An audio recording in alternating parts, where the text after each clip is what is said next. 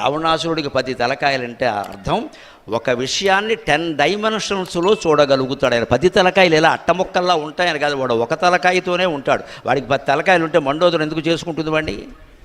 అందుకని ఈయన కూడా 10 డైమెన్షన్స్ అంటే మీరు ఒక రోడ్డు మధ్యలో నుండి నేల మీద నిలబడి చూడండి, ఈ పక్క వాళ్ళు కనిపిస్తారు మీకు కొద్దిగా, ఈ పక్క వాళ్ళు కనిపిస్తారు.